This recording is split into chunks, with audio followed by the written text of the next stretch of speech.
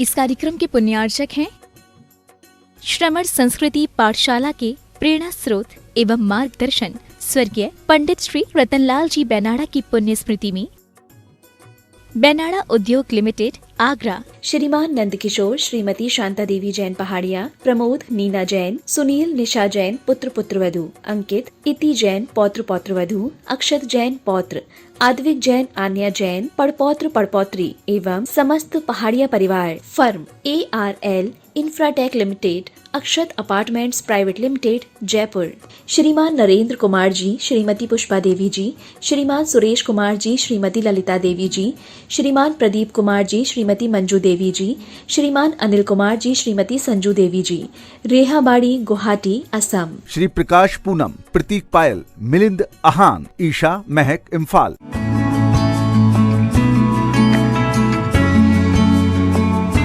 जय जिनेन्द्र नमि ऊणवड्ढमाणं परमपाणं जिणं तिशोद्धेन वोच्छामिरयणसारं सायारणयार्धं हीणम्। पंच परमेष्ठी भगवान की जय। द्वादशांग जिनवाणी माता की जय। आचार्य भगवंत श्री कुंद कुंद स्वामी महाराज की जय। आचार्य भगवंत श्री विद्यासागर जी महाराज की जय।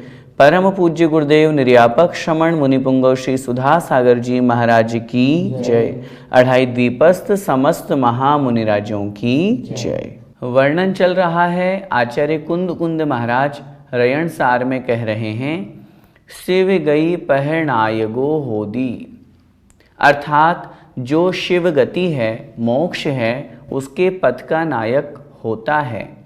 कौन होता है उसके बारे में हम विशेषता पढ़ रहे हैं। जो बहिरात्मा से हट करके अंतरात्मा को प्राप्त होते हैं और उस अंतरात्मा में भी उस रत्नत्रय जैसे महान उस स्वरूप को धारण करके स्वसमय में स्थित होकर के जो आत्म स्वरूप को प्राप्त करते हैं, वे निश्चित रूप से उस मोक्ष गति के पात्र होते हैं।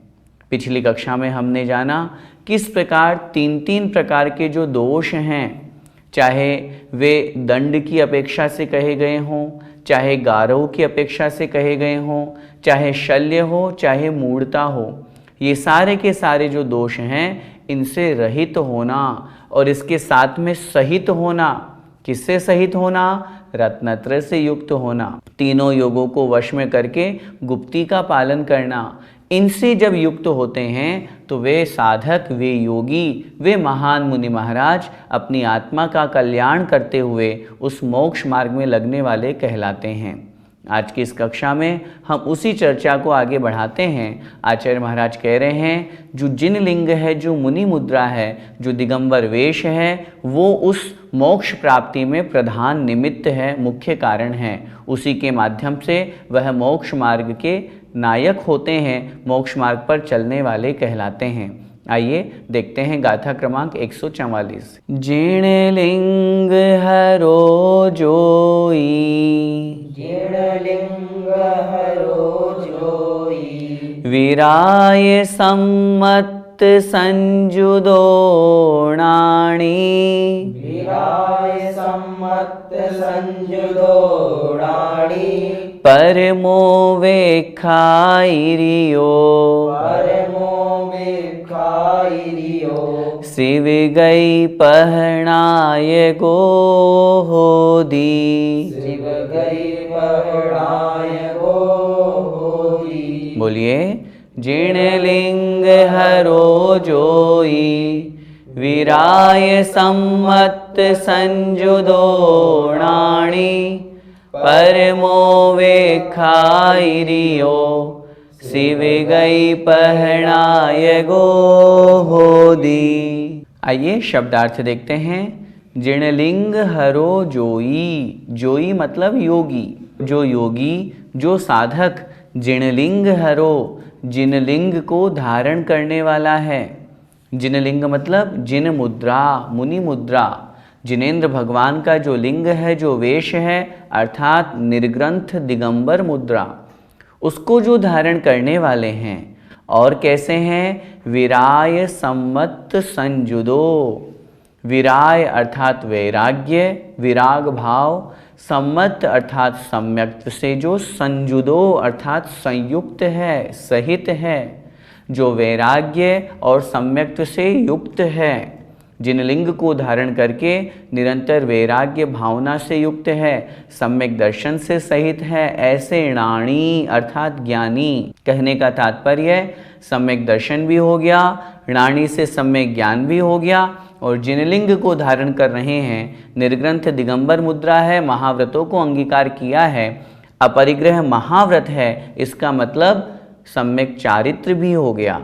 ऐसे इससे और वैराग्य से युक्त होकर के, और साथ में परमो वेखाइरियो अर्थात परम उपेक्षा भाव। परम उपेक्षा का मतलब जो सब पदार्थों के प्रति पूर्ण रूप से उपेक्षित होकर के, जहाँ पर वीतराग चारित्र का पालन किया जाता है, वीतराग भाव धारण किया जाता है, ऐसे वे जोई अर्थात योगी क्या होते हैं? शिव गई पहनाय गो होदी। शिव गई अर्थात शिवगति, पह माने पथ, मार्ग उसके जो नायक अर्थात नेता, अर्थात उस मोक्ष मार्ग के नेता, होदी मतलब होते हैं। कौन होते हैं मोक्ष मार्ग के नेता? जोई मतलब योगी। कौन से योगी, कौन से साधक? जिन्होंने निर्ग्रंथ दिगंबर मुद्रा धारण की है, जिन लिंग जिन वेश को उन्होंने धारण किया है, साथ में जो वैराग्य और सम्यक्त भाव से सहित हैं, ज्ञान से युक्त होने से ज्ञानी कहलाते हैं, और परमोपेक्षा चारित्र जो है, परम वीतराग भाव जिनकी आत्मा में प्रकट हुआ है, ऐसा भाव जहाँ पर होता है, ऐसे वे साधक, ऐसे वे मुनि महाराज शिव मार्ग के, मोक्ष मार्ग के नेता कहलाते हैं। और इन सब में रत्नत्रय के साथ जो पहला विशेषण आचार्य महाराज ने कहा, निर्ग्रंथ दिगंबर मुद्रा, उसके बिना मोक्ष मार्ग नहीं, मोक्ष की कल्पना तो बहुत दूर की बात। भैया जी, क्या जिनलिंग के अलावा किसी वेश से मुक्ति नहीं होती? आप तो मुक्ति की बात कर रहे हैं, आप मोक्ष की चर्चा कर रहे हैं। हम तो कह रहे हैं, आचार्य महाराज लिख रहे हैं, मुक्ति नहीं, मुक्ति मार्ग भी नहीं मिलता। जिनलिंग अर्थात निर्ग्रंथ दिगंबर मुद्रा धारण किए बिना जब मोक्ष मार्ग ही नहीं, तो फिर मोक्ष की तो बात ही बहुत दूर। आचार्य उमा स्वामी महाराज ने लिखा, सम्यक दर्शन ज्ञान चारित्राणि मोक्ष मार्ग है। सम्यक दर्शन, सम्यक ज्ञान और सम्यक चारित्र तीनों की एकता का नाम मोक्ष मार्ग है। और वह मोक्ष मार्ग जब तक रत्नत्रय धारण नहीं होगा तब तक नहीं होगा। रत्नत्रय धारण करने वाले कौन होते हैं? निर्ग्रंथ दिगंबर साधु। क्योंकि जहाँ 5 पापों का पूर्ण रूप से त्याग नहीं होगा तो महाव्रत कहाँ होगा, और महाव्रत नहीं तो सम्यक चारित्र नहीं होगा। इसीलिए आचार्य भगवंत ने स्पष्ट रूप से कहा, जहाँ निर्ग्रंथ दिगंबर मुद्रा हो, रत्नत्रय हो, वो ही मोक्ष मार्ग है। आचार्य कुंद महाराज ने तो इतना तक स्पष्ट लिख दिया, णवि सिज्झई वत्थ धरो, जिण सासणे जैवी होई तिथ्यरो, णग्गो ही मोक्ष मग्गो, शेषा उम्मग गया सव्वे। उन्होंने स्पष्ट रूप से कथन किया है, णवि सिज्झई वत्थ धरो जिण सासणे, जिन शासन में, जिन मार्ग में जो जिनेंद्र भगवान का शासन है, उस जिन शासन में वस्त्रधारी को मोक्ष नहीं होता, चाहे वो तीर्थंकर भी क्यों ना हो। कितनी बड़ी बात की उन्होंने। तीर्थंकर भी जब मोक्ष को प्राप्त होते हैं, सबको पता है, पूरी दुनिया को पता है, उन तीर्थंकर को भी पता है कि मेरे आत्मा का कल्याण होने वाला है, मैं तीर्थंकर बनने वाला हूँ। जन्म नहीं हुआ, गर्भ में आने से 6 महीने पहले रत्न वृष्टि हो रही है, पूरे राज्य को सबको पता है कि ये तीर्थंकर बनने वाले हैं, तो भी तीर्थंकर बनने के लिए घर परिवार का, वस्त्र परिग्रह का, सबका त्याग करना ही पड़ता है, नियामक है। आज तक किसी को भी घर में बैठे बैठे मुक्ति नहीं हुई, परिग्रह के साथ में मुक्ति नहीं हुई। इसीलिए लिख रहे हैं, नग्गो ही मोक्ष मग्गो, नग्नता ही दिगंबरत्व ही मोक्ष मार्ग है। उसके अलावा अन्य जितने भी मार्ग हैं वे सब कुमार्ग हैं, मिथ्या मार्ग हैं। अपने आप को, आत्म तत्व को उस सिद्धालय तक पहुंचाने के लिए निर्ग्रंथ दिगंबर वेश धारण करना अनिवार्य है, कंपलसरी। पहली कंडीशन यही है। बाकी और गुणों की तो बात बाद में करेंगे। इसीलिए आचार्य महाराज ने कहा यहाँ स्पष्ट रूप से जिनलिंग धरो, अर्थात जिनलिंग को, मुनि मुद्रा को धारण करने वाले ही मोक्ष मार्ग के पथिक हुआ करते हैं। इसलिए हम सबका यही लक्ष्य हो, जो मोक्ष मार्ग पर चल रहे हैं वे साधक निर्ग्रंथ वेश वाले ही हैं। दुनिया में इस निर्ग्रंथ वेश के अलावा, दिगंबर मुद्रा के अलावा अन्य जितनी भी मुद्राएं हैं या अन्य और कोई वस्त्र आदि धारण करके अपने आप को गुरु माने, अपने आप को साधक माने, अपने आप को बोले मैं मोक्ष मार्गी हूँ, स्पष्ट रूप से आचार्य महाराज ने कहा नहीं हो सकते। नग्नता दिगंबरत्व ही मोक्ष मार्ग है और वही श्रद्धान हमें बनाना चाहिए।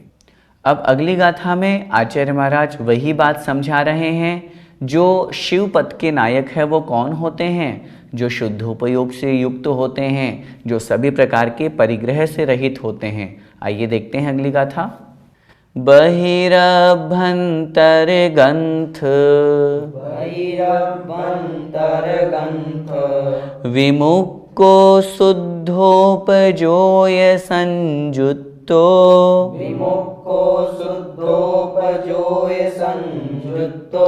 मूलोत्तर गुण पुण्यो शिव गई पहनाय गो होई। बोलिए बहिरभ्यंतर गंथ विमुक्को शुद्धोपजोय संयुक्तो मूलोत्तर गुण पुण्यो शिव गई पहनाय गो होई। कौन होते हैं शिव पद के नेता, शिव मार्ग के नायक? आइए देखते हैं शब्दार्थ। बहिरभ्यंतर गंथ विमुक्को। बहिर अभ्यंतर, बहिर अर्थात बाह्य और अभ्यंतर अर्थात आभ्यंतर अंतरंग। गंथ मतलब परिग्रह, जो बाह्य और अंतरंग परिग्रह से विमुक्को विमुक्त हैं, रहित हैं। क्षेत्र वास्तु आदि जो 10 प्रकार के बहिरंग परिग्रह कहे गए हैं और मिथ्यात्व कषाय रूप में जो 14 प्रकार के अंतरंग परिग्रह कहे गए हैं, उनसे जो रहित हैं। दूसरा विशेषण क्या दे रहे हैं? शुद्धोपजोय संयुक्तो, जो शुद्धोपयोग से संयुक्त है। कषाय से रहित अवस्था का नाम शुद्धोपयोग है। उस स्थिति में वो पूर्ण रूप से राग द्वेष कषाय आदि भावों से रहित होकर आत्मस्वरूप में लीन होते हैं। उन्हें हम शुद्धोपयोगी मुनि महाराज कहते हैं। तो ऐसे शुद्धोपयोग से जो युक्त हैं और साथ में मूलोत्तर गुण पुण्यो, मूल और उत्तर गुणों से जो परिपूर्ण हैं, सहित हैं, युक्त हैं, अपने मूल गुणों का भी पालन करते हैं और मूल गुणों के साथ साथ जो 34 प्रकार के उत्तर गुण बताए गए हैं उनका भी जो पालन करते हैं, ऐसे वे योगी, ऐसे वे साधक मुनि महाराज शिव गई पहनाय गो होई, शिव गति के उस मार्ग के पथ के नायक होते हैं, अर्थात उस मोक्ष मार्ग के नेता कहलाते हैं। मोक्ष मार्ग पर आगे बढ़कर अपनी आत्मा का कल्याण करते हैं। कौन? ऐसे महान साधक जो बाह्य और अंतरंग परिग्रह से रहित होते हैं, जो शुद्धोपयोग से सहित होते हैं, जो मूल और उत्तर गुणों से परिपूर्ण होते हैं, ऐसे वे साधक मोक्ष मार्ग के नेता कहे गए हैं। भैया जी, शुद्धोपयोग से क्या तात्पर्य है? 3 प्रकार के आत्मा के उपयोग होते हैं, अशुभोपयोग, शुभोपयोग और शुद्धोपयोग। जहाँ तीव्र कषाय रूप परिणाम होते हैं वे अशुभोपयोग कहलाते हैं, जहाँ मंद कषाय रूप परिणाम होते हैं वे शुभोपयोग कहलाते हैं, और जहाँ कषाय रहित परिणाम होते हैं वह शुद्धोपयोग कहलाता है। आचार्य महाराज ने लिखा, सुविदित पयथ सुत्तो संजम तव संजुदो विगद रागो। जहाँ पर जिन्होंने समस्त पदार्थों को अच्छी तरह से जान लिया है, सुविदित पयथ सुत्तो, पदार्थों को, सूत्र को, आगम को अच्छी तरह से जान लिया है। संजम तव संजुदो, जो संयम और तप से संयुक्त है। विगद रागो, जो राग से रहित है। ऐसे समणो समसुह दुखो, ऐसे श्रवण अर्थात मुनि महाराज जो सुख और दुख में समता परिणाम रखते हैं, राग से रहित होते हैं, वीतरागी हैं, ऐसे उन मुनि महाराज के शुद्धोपयोग कहा गया है। यहाँ पर यही बात आचार्य महाराज कह रहे हैं, जो शुद्धोपयोग से संयुक्त है, सहित है, कषाय भाव से रहित हैं, ऐसे वे साधक मोक्ष मार्ग के नेता, मोक्ष मार्ग के नायक कहलाते हैं। तो आज की कक्षा में हमने क्या पढ़ा? दोनों गाथा में कॉमन क्या है? शिव गई पहनायगो। किसकी चर्चा चल रही है? जो मोक्ष गति रूप जो मार्ग है, मोक्ष मार्ग है, उसके नायक की। कौन होते हैं? तो सबसे पहला विशेषण क्या दिया? जो जिनलिंग को धारण करने वाले हैं, जो निर्ग्रंथ दिगंबर वेश से युक्त हैं, रत्नत्रय का पालन करने वाले हैं, सम्यक और वैराग्य से युक्त हैं। ऐसे जो साधक होते हैं, जब वे अपने मूल गुणों का और मूल गुणों के साथ साथ जो 22 प्रकार के परिशहजय और 12 प्रकार के तप, ये 34 उत्तर गुण कहे गए हैं, उनसे जब वो सहित होते हैं, बाह्य और आभ्यंतर सभी प्रकार के परिग्रह से रहित होते हैं, जिनके पास तिलतुष मात्र भी परिग्रह नहीं होता है, बाह्य परिग्रह तो छोड़ो, अंतरंग में भी जहाँ इन सब वस्तुओं के प्रति वैराग्य भाव होता है, किंचित मात्र भी अहंकार और ममकार की बुद्धि नहीं होती है, ऐसे वे जो साधक शुद्धोपयोग से युक्त होते हैं, वे उस मोक्ष मार्ग के नेता कहलाते हैं। धन्य हैं ऐसे मुनि महाराज जिन्होंने अपनी आत्मा का कल्याण इस रूप में किया है और कर रहे हैं। हम भी ऐसे साधकों के दर्शन करके सच्चे गुरु के स्वरूप को जानकर सम्यक्त्व को प्राप्त हों और लक्ष्य बनाएं, हमारी आत्मा भी ऐसे शुद्धोपयोग से युक्त होकर के मोक्ष मार्ग के नेता बने और हम सब उस मोक्ष को प्राप्त करें। इसी मंगलमय भावना के साथ बोले द्वादशांग जिनवाणी माता की जय। जय जिनेंद्र।